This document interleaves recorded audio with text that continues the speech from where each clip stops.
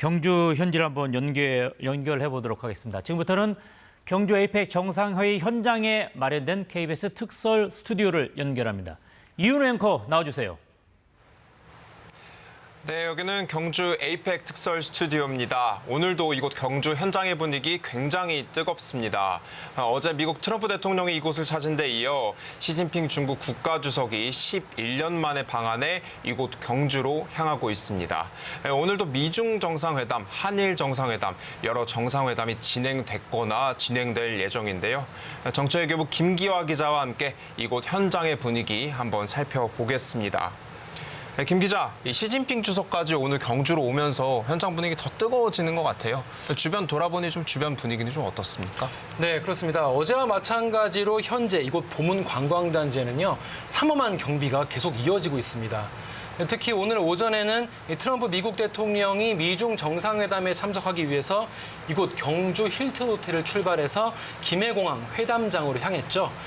근데 이제 트럼프 대통령의 출발 시간이 임박하니까 이 외부의 이 경찰 인력 그리고 미국 측의 경호 인력이 동시에 배치가 되면서 한때 긴장감이 최고조에 달하기도 했습니다.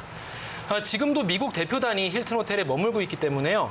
차량 검색용 볼록 거울 그리고 폭발물 탐지견 등을 이용한 이 검문 검색 계속 이루어지고 있습니다. 네, 트럼프 대통령은 이제 본국으로 떠나겠지만 시진핑 중국 국가주석, 다카이치 일본 신임 총리 등 주요 정상들이 뒤이어 이곳 경주를 찾게 되는 거잖아요. 네. 오늘 경주에서 다양한 정상 간의 만남도 예정이 돼 있는 거죠? 네, 그렇습니다. 굉장히 많습니다. 어제 트럼프 대통령을 비롯해서 호주, 베트남, 캐나다 정상 등이 속속 경주에 도착했고요. 그리고 오늘은 중국, 일본, 필리핀, 말레이시아 등 아시아권 정상들이 대거 오는데요. 이재명 대통령은 오늘 하루 종일 이 각국 정상들과 양자회담을 진행을 합니다. 오늘 잡혀있는 양자회담만 지금까지 6개가 되거든요.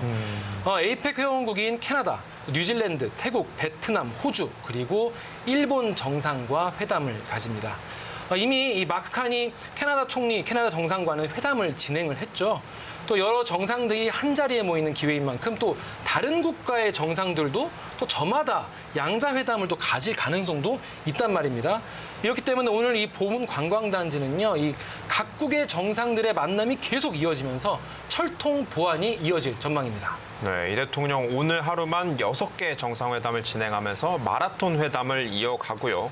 경주에 더 많은 정상들이 모이면서 경호나 교통 문제, 지금 통제 수준도 계속 강화가 될 것 같습니다. 네, 그렇습니다. 방금 전에 저희 뒤 도로를 살짝 보니까 이 차량에 캐나다 국기가 달려있는 차량들이 지나가기도 하지 않았습니까?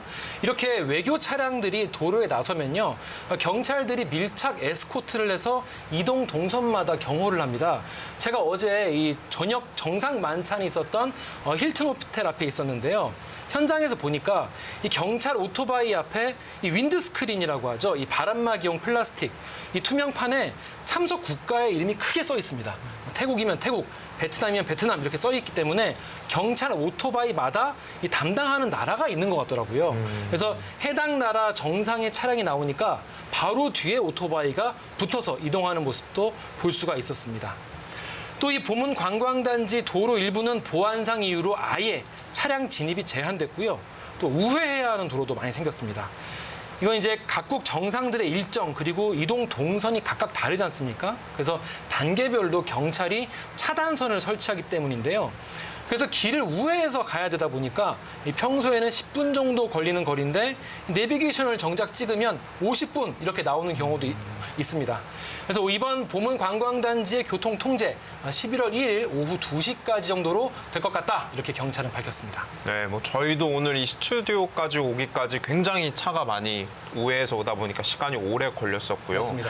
오늘 가장 관심 가는 일정, 오전에 진행된 미중 정상회담도 있지만 이 오후에 한일 정상회담도 예정이 돼 있지 않습니까? 네, 그렇습니다. 이재명 대통령이 이번에 새로 취임한 다카이치 사나의 일본 총리와 처음으로 만납니다. 다카이시 총리의 이번 방안, 트럼프 대통령 같은 국빈 방안의 형식은 아니거든요. 그래서 이 공식 환영식 같은 의전 절차는 생략하고 간략하게 진행될 것으로 예상됩니다.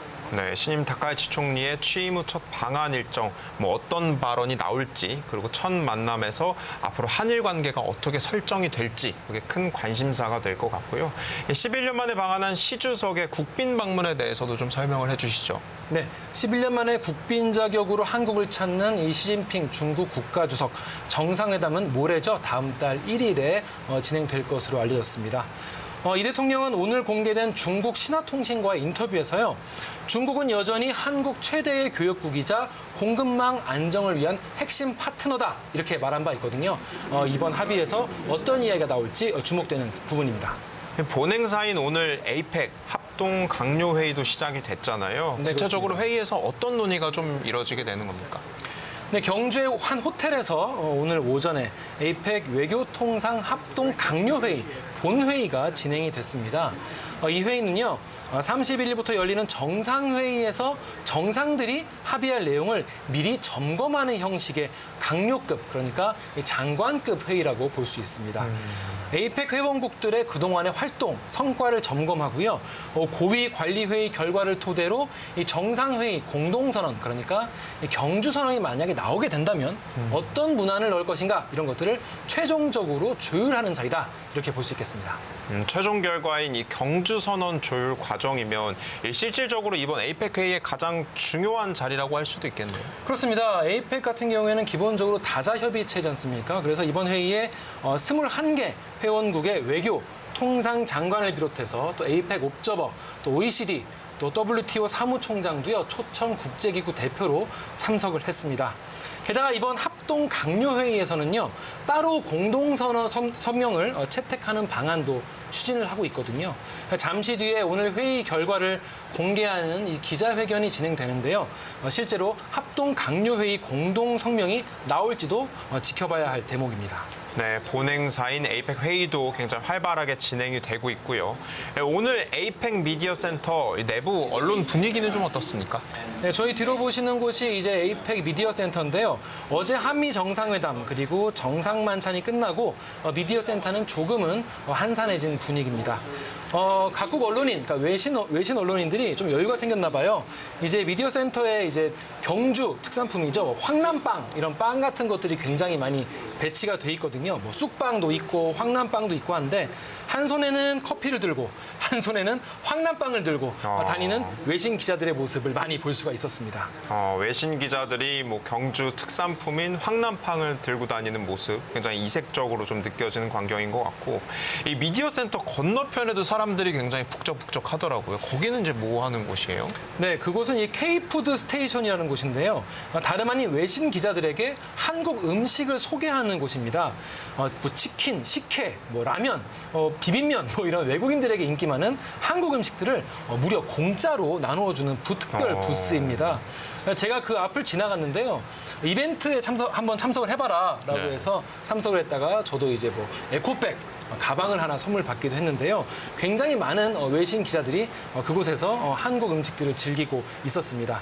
이곳이 미디어 센터 바로 나가는 길목에 위치하기 때문에 외신 기자들 입장에서는 그냥 지나칠 수가 없는 곳이더라고요. 이번 기회로 이 우리 한국 음식이 외신 기자들을 통해서 세계에 더 많이 알려지게 될 것 같습니다. 네, 그렇군요. 어제 열렸던 에이펙 CEO 서밋에선 이 그룹 방탄소년단의 리더 RMC가 기조 연설도 했잖아요. 네. 굉장히 화제였는데 현장 분위기는 좀 어땠습니까? 네, 이 RMC 같은 K-팝 가수가 이 행사에서 연설한 건 이번이 최초입니다.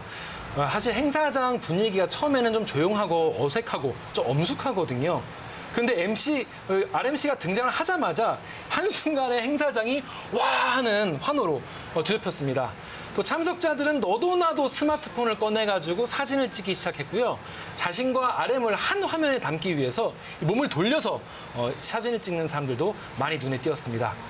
RMC는 이 K-팝은 단순한 음악뿐이 아니라 영상, SNS, 퍼포먼스, 뮤직비디오 이런 전 과정이 어우러진 결과물이다 이렇게 말했는데요. K-팝이 이렇게 성공하게 된 이유에 대해서 한국 음악이 특별히 우월해서라기보다 이 한국 음악의 고유성을 지키면서도 다양성을 존중하고 세계 문화를 폭넓게 수용했기 때문이다 라면서 다양한 목소리가 조화를 이룰 때 창조적 에너지가 폭발한다 이런 연설을 했습니다. 사실 이 에이펙의 정신인 이 자유무역, 또 영내 교류 강화와 일맥상통하는 그런 메시지라고 할 수 있겠죠.